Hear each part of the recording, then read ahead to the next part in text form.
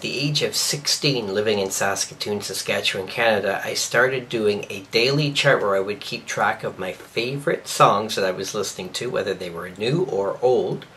And then I also started keeping track daily what albums I was listening to and enjoying the most. I had a vast record collection at this time. Records were still something that was my main pursuit as a teenager back in the 1980s.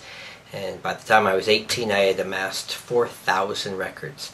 I was big into 60s and 70s rock, and you'll see a lot of influence of that. But of course, I was also influenced being a teenager, growing up listening to whatever was current on the radio. So at age 16, on May 16th, 1987, I started keeping track of my 40 favorite songs that I was listening to. And you can see back in the good old days, I was writing everything on paper, using pencils, pre-computers and everything, and you get an idea of what I was listening to. My tastes have always been a little bit varied. You can see on my very first chart, dated May 16th, 1987, my favorite song at that time was Here's My Love by Linda Clifford. This is a late 70s disco album track that I really liked. Number 2, Boys in the Band by the rock band Mountain, from their debut album in 1970. That was also an album cut that I really liked.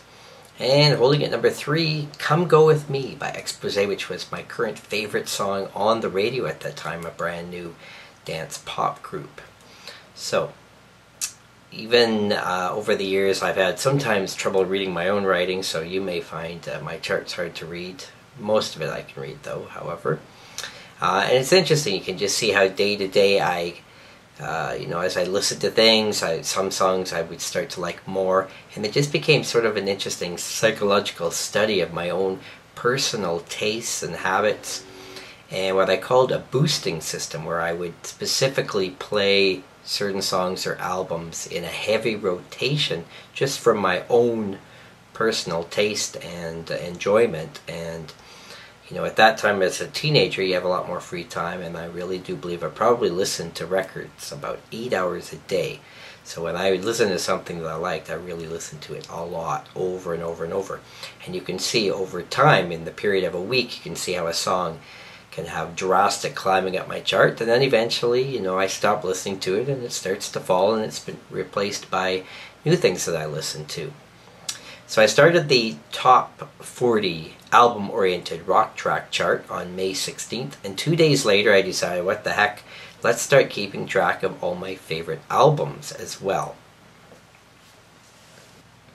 So on May 18th, 1987, at that time I was in grade 11 in high school, and you can see here's my top 40 albums chart done for the first time. Exposure by Exposé was a brand new album. I just bought this on cassette, brand new at the store. That's what I was listening to continually through this month. That was my first big #1 album on my chart. But my taste was quite varied. You could see Electric Ladyland by Jimi Hendrix was my #2 album. Here's My Love by Linda Clifford. This is an obscure disco album that I really liked. Spirit of 67 was one of the many albums I liked by Paul Revere and the Raiders, an album that came out, of course, in the 60s. And Mountain Climbing from 1970, one of the few hard rock albums I listened to as a teenager, at number 5. And again, over time, you will see how my taste changed, how, as I started to listen to new albums, that they would eventually make their way up the charts. You can see some interesting things later on in the month on the chart. The Spoons and Dwayne Ford Barefoot, 2 different Canadian rock acts, had albums I was listening to for the 20th anniversary of the Sgt. Pepper album, and coincidentally I'm wearing a Sgt. Pepper shirt here today. I was listening to the Beatles' Sgt. Pepper album due to its anniversary, and of course, being the anniversary of Flower Power and the Summer of Love, I was listening to Jefferson Airplane, Surrealistic Pillow, and some other interesting albums. The Stampeders, Carrying On, another Canadian rock album.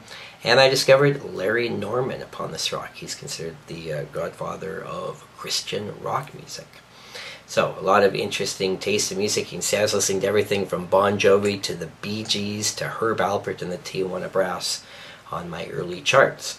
Now, what's interesting about this is I've been doing this now for over 30 years. So I have basically my whole life archived. I can tell you what I was listening to at any time in my life. It's sort of fascinating to see what styles I've gone through, what's really made big impact on me personally. So of course I find this stuff more intriguing than anyone else will, because I really look at this as a journal of my life, as what I personally listen to. And of course, music being such an important thing in my life, I think, you know, makes it extra special for me. And then of course, as the computer days came along, I was able to start inputting the most important data into spreadsheets in Windows. So now of course it's way easier to read, and I'll show you some examples of that. So you'll see that over the 30 years since I started doing my favorite song, you will see that I've had over 400 different #1 songs over the last 30 years as I've grown older. And it's interesting just to see, again, styles that have come and gone.